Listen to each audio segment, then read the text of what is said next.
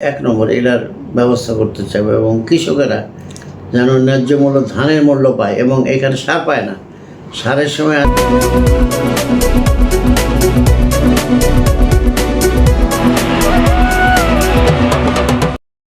আমাদের এই এলাকা কৃষিভিত্তিক এলাকা, সেজন্য সবচেয়ে বেশি গণ্ডগোল যেটা হয় মারামারি এবং খুন যখন প্রতি বছর জমি নিয়ে হয়। আমি আইনসম্মতভাবে এটার এক নম্বর এটার ব্যবস্থা করতে চাইবে এবং কৃষকেরা যেন ন্যায্য মূল্য ধানের মূল্য পায় এবং এখানে সার পায় না। সারের সময় আসে, কৃষকেরা সার পাইতেছে না। এই যেন কৃষকদের এই সারের ব্যবস্থা আমি ঠিকমতো করতে পারি এটা, এবং আমাদের এখানকার যে সমস্ত পানি, অনেক জায়গায় পানি পাওয়া যায় না, এই পানীয় ব্যবস্থা করা লাগবে। ডিপ বন্ধ প্রকল্প না হলেও ছোটো ছোটো মোটর দিয়ে এই পানির ব্যবস্থা করতে হবে কৃষকদের জন্য। আর রাস্তাঘাট যে সমস্ত বাকি আছে, বড় বড় রাস্তা, সেটা আমি করব। যেমন সাপাহারের আমরা জবেবের একটা প্রজেক্ট করছিলাম আমাদের আমলে, বিএনপির এককালীন যখন 1 থেকে 6 ছিলাম, সে 5.5 কোটি প্রকল্প নষ্ট হয়ে গেছে। এখন এই প্রকল্পটা আমি আবার চালু করব।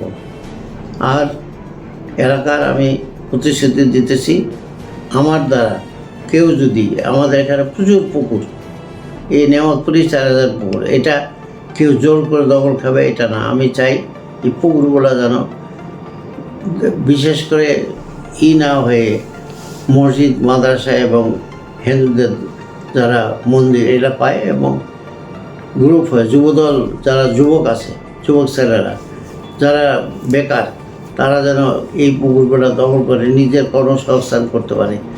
এইটা করা এবং চেষ্টা করব কর্মসংস্থানের জন্য কোনো কিছু করা যায় কিনা এখানে, সেই চেষ্টা মেন আমাদের এখানে যেন কর্মসংস্থান করার জন্য কিছু করতে পারে, এটা আমার প্রতিশ্রুতি।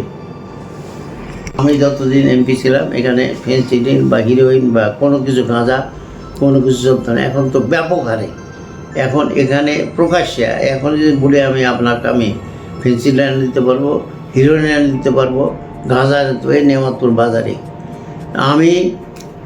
আমার সময় আমি মাদক মুক্ত রাখছিলাম, ইনশাল্লাহ। আমি আসলে এত সাহস হবে না যে মাদক চলাচল 100% আমি বন্ধ করবো, এটা আমি প্রতিশ্রুতিবদ্ধ।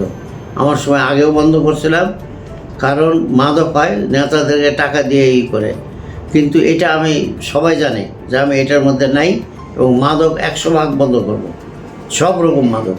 আচ্ছা, আমাদের এই এলাকা একেবারে পশ্চাৎপদ এলাকা, নেহতপুর সাপার সবটাই। আমাদের নেত্রী খালেদা জিয়া, উনি সর্বপ্রথম এই বিনা বেতনে এবং বৃত্তিও দিত মেয়েদেরকে, এটা চালু করছিলেন। এবং আমি স্কুল, কলেজ, মাদ্রাসা, এই যে এখানে নেওয়াতপুরে যত দেখবেন, এটা সব আমার বাবা দাদাদের দান করা।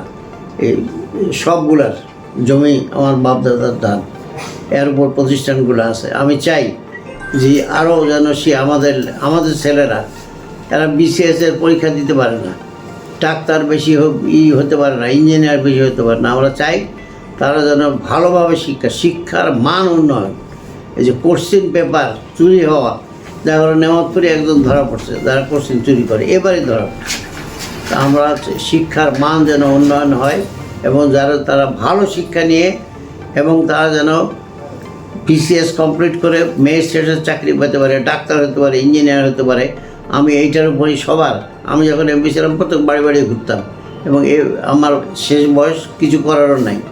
আমার ছেলেরা বড় হয়ে গেছে, আমি মানুষের জন্য শেষ 5টা বছর এদের জন্য আমি ব্যয় করতে চাই। মানুষের আর্থিক উন্নয়ন এবং ছেলে মেয়েদের শিক্ষার মান উন্নয়ন, এবং নকলমুক্ত শিক্ষা, মানে আমাদের আন্তর্জাতিক মানের শিক্ষা যেন হয়।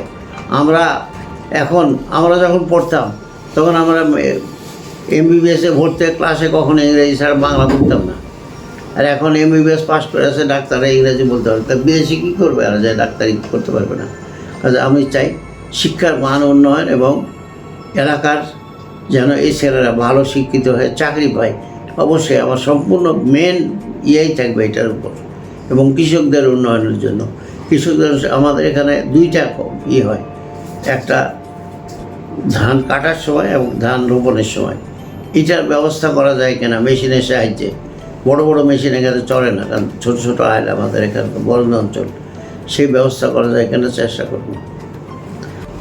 আমি যেখানে যাচ্ছি নির্বাচনে আচরণবিধি 100% মানে চলতে হবে, এটা যেন আমি না শুনি আমার কোনো নেতা আচরণবিধি ভঙ্গ করে। এবং আমি বিশ্বাস করি আমার কোনো নেতা আচরণবিধি ভঙ্গ করবে না। এবং যেখানেই যাই আমি বলি তোমরা নিজের আচরণবিধি অবশ্যই মানে চলবে।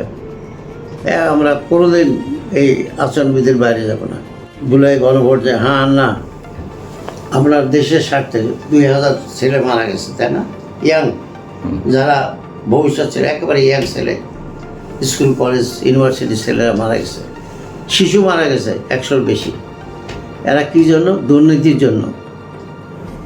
আর যে সনদ দিছে এটা তো আমাদের দেশের উন্নয়নের জন্য, দেশের উন্নয়নের জন্য, কোনো দলের উন্নয়নের জন্য নয়।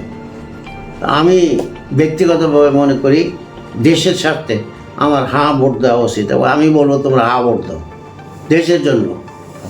আমার প্রত্যাশা, আমি এবার স্বতন্ত্র দাঁড়াইছি, এতদিন ছিলাম। এবার নমিনেশন তো অন্যরকম, পপুলারিটি যদি জাজ করেন যে কোনো সময় আমি 90% থাকবো, 3 থানায় অ্যাভারেজ। আমি জিয়াউর রহমান আদর্শকে বিশ্বাস করি। আমি নিজে মুক্তিযুদ্ধ ছিলাম, যুদ্ধ করেছি, যুদ্ধ করতে যাই গুলিও খেয়েছি। আমি জিয়াউর রহমান আদর্শকে বিশ্বাস করি, এবং মরা পর্যন্ত আদর্শ, উনি জীবন দিয়েছে তবু নিজের দেশের স্বার্থ ত্যাগ করেনি। আমাদের জীবনের শেষ সময় ওনার আদর্শকে নিয়েই যতখানি পারি, আমি তো গোটা দেশে করতে পারবো না, আমার এলাকার যতখানি পারি উন্নয়ন করব, এবং ওনার ওই আদর্শকে ধরে রাখবো। যে পয়সা খায় কেউ বলতে পারবে না আমি 3 বার ছিলাম, এক পাই কোনো চাকরি দেওয়া বা উন্নয়ন বা কোনো কিছুতে নিছি। এবং আমি জিয়ার আদর্শকে বিশ্বাস করি। সততা থাকতে হবে, 1 নম্বর সৎ থাকতে হবে নিজেকে, এবং নিজের কর্মীদেরকে সৎ রাখতে হবে, যাতে সুযোগ সুবিধাদারী নেতা কর্মী তারা তো যেদিক পয়সা সেদিক চলে যাবে। আমি চাই এই নেতাগুলো যারা আমার কাছে না থাকুক, যারা এই টাকা পয়সা দিয়ে দুর্নীতি করে। আমি চাই একেবারে দুর্নীতিমুক্ত দেশ।